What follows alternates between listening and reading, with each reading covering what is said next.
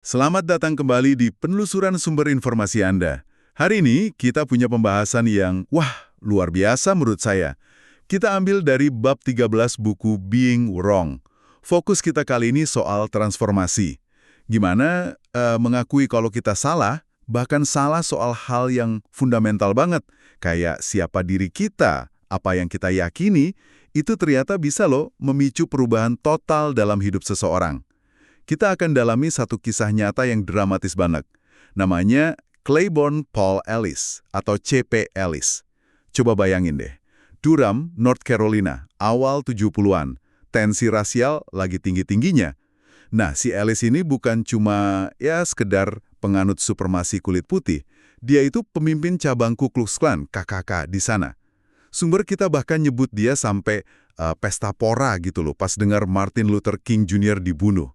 Gila ya, titik awalnya ekstrem banget. Ekstrim banget. Dan yang bikin kisah ini menarik, justru dari titik se-ekstrim itu, muncul perubahan. Sumber kita cerita nih gimana, Ellis ini nggak disangka-sangka diminta ikut mimpin komite desegregasi sekolah. Jadi upaya buat nyatuin sekolah kulit putih dan kulit hitam di Durham.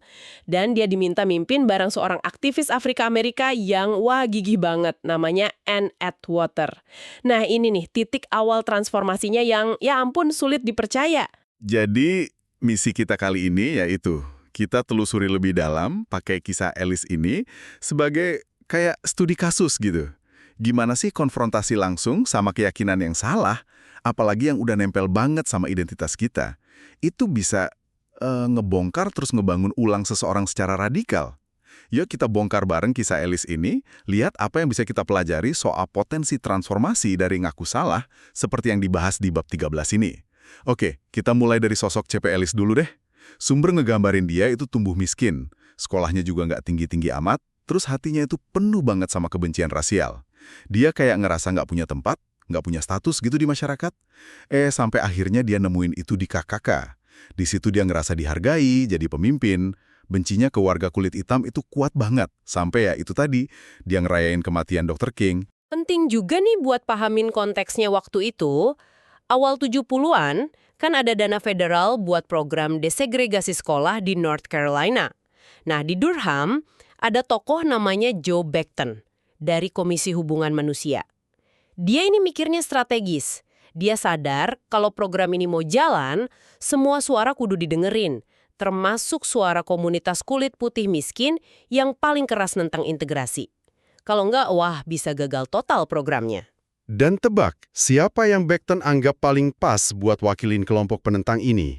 Ya, si Ellis ini. Justru pemimpin KKK-nya ya?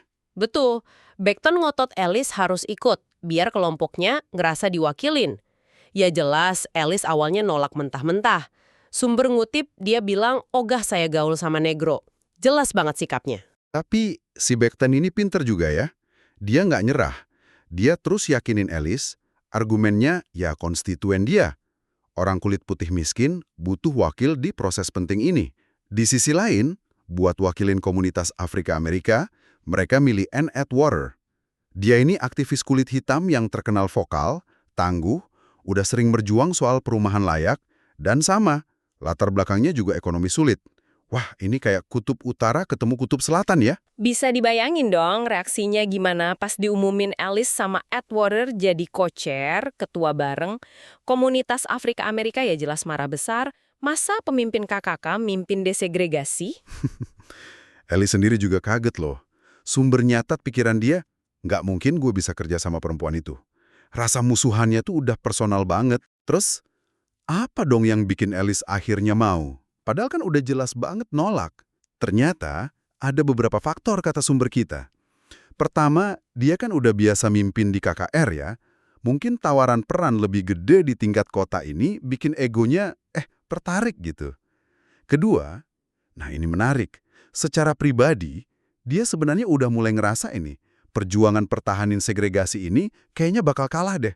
Udah ada putusan Mahkamah Agung, dia lihat di negara bagian lain juga gitu. Oh, jadi ada semacam pragmatisme gitu ya? Mikir realistis juga. Bisa dibilang gitu.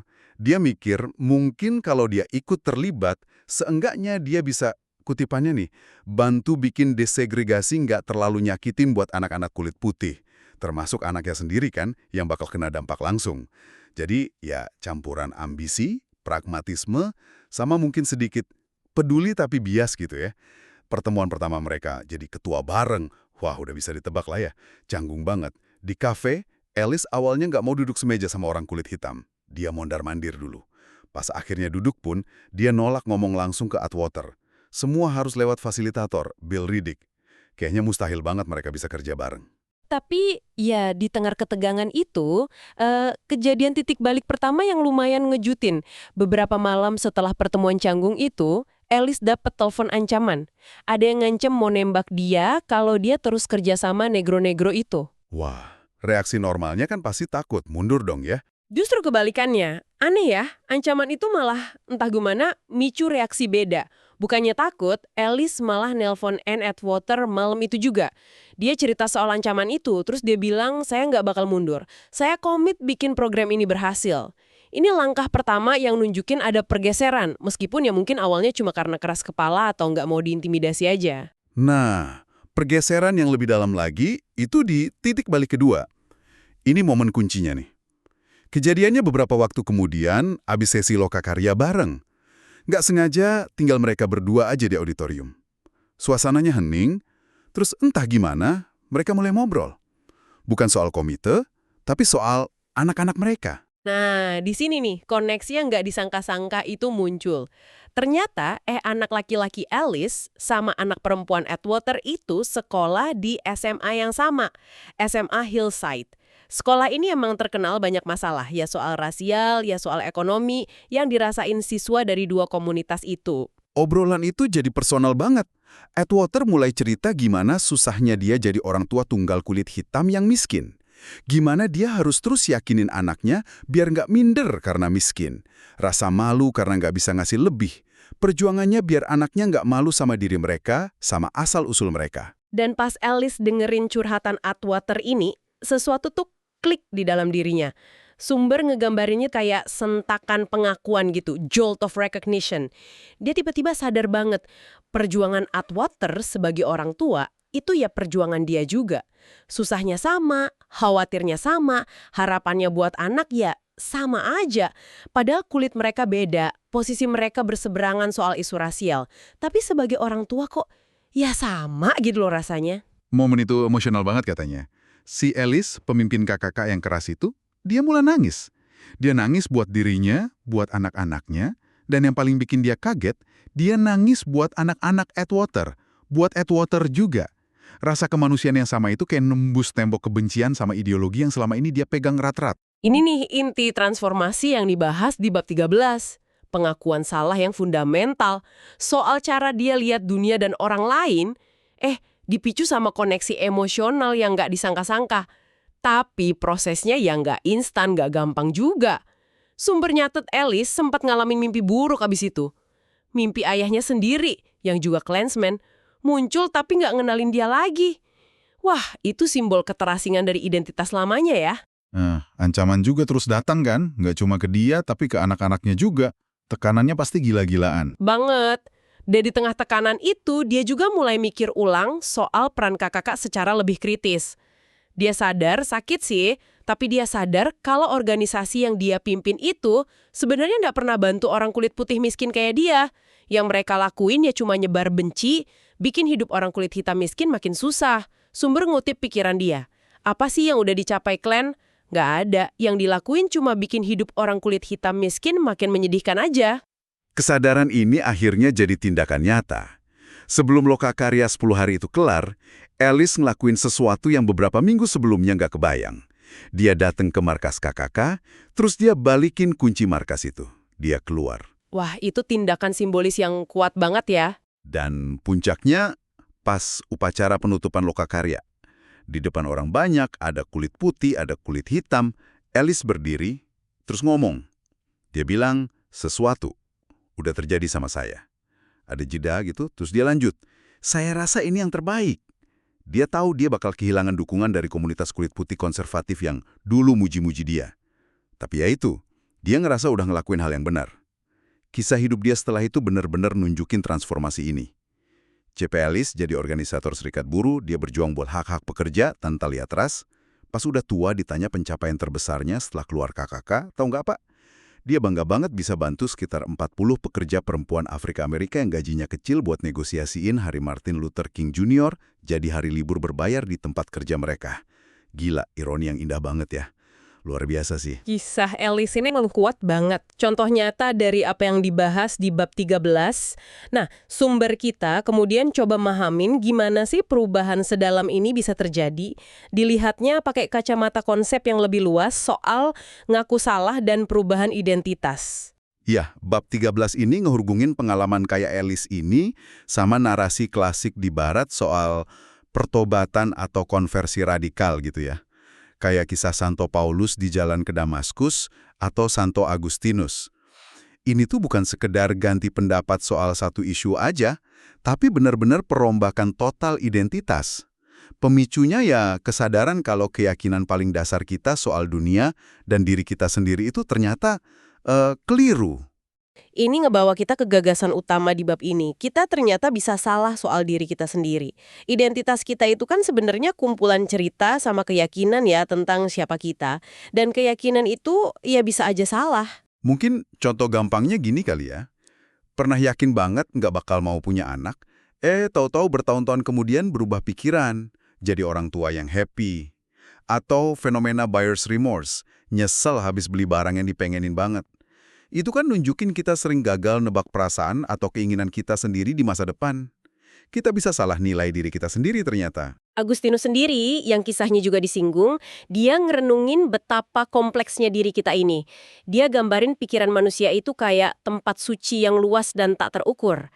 Saking luasnya, kita sendiri aja sering nggak bisa paham sepenuhnya. Ada kutipan dia yang menarik. Pikiran terlalu sempit untuk memuat dirinya sendiri seluruhnya. Artinya apa tuh buat kita? Artinya, kata Agustinus, selalu ada bagian dari diri kita yang nggak kita kenali sepenuhnya. Selalu ada potensi tersembunyi, ruang buat perubahan yang nggak kita duga. Kita mungkin mikir kita udah final, udah gini aja, tapi selalu ada kemungkinan kejutan dari dalam diri, potensi buat transformasi yang kita nggak sadar. Ini nyambung banget sama kisah Ellis yang transformasinya di awal kelihatan mustahil banget kan? Nah, sumber kita terus nyajiin dua cara pandang nih, dua model gitu, buat mahamin gimana kita ngerespon pas sadar soal kesalahan fundamental ini, terutama kesalahan soal identitas kita di masa lalu. Model pertama namanya model pesimis. Kalau pakai cara pandang ini, kesalahan dilihat sebagai sesuatu yang aneh, nyimpang dari kebenaran. Jadi pas kita sadar diri kita di masa lalu itu keliru, kayak Ellis sadar kebenciannya salah, kita lihat diri kita yang dulu itu sebagai kegagalan total. Kayak kebohongan, sesuatu yang harus ditolak mentah-mentah. Contohnya kayak Whittaker Chambers, yang abis ninggalin ideologi komunis, dia lihat masa lalunya itu sebagai kejahatan absolut. Ditolak habis. Jadi kayak dibuang gitu aja masa lalunya, gak mau diakuin. Betul. Sebaliknya, ada model optimis. Model ini lihat kesalahan bukan sebagai penyimpangan, tapi justru bagian alami, bahkan perlu dari proses tumbuh dan belajar. Diri kita di masa lalu yang keliru itu bukan kegagalan yang memalukan, tapi ya emang tahapan perkembangan yang harus dilewatin aja. Sumbernya pakai analogi bagus tuh dari filsuf Hegel. Kuncup bunga itu kan hilang pas bunga mekar. Terus bunga hilang pas buah muncul. Tapi bukan berarti kuncup sama bunga itu gagal kan? Mereka ya tahapan penting biar tanaman itu bisa ngasilin buah. Nah, itu dia. Tepat banget. Jadi di model optimis ini, kesalahan sama keyakinan keliru di masa lalu, meskipun pas sadar itu nyakitin ya, justru jadi pupuk buat pertumbuhan kita. Kalau kita terapin ke Ellis, tangisannya pas dengar cerita Atwater itu bukan cuma momen runtuhnya identitas lama dia, tapi bisa juga dilihat sebagai momen lahirnya fondasi identitas baru yang lebih utuh.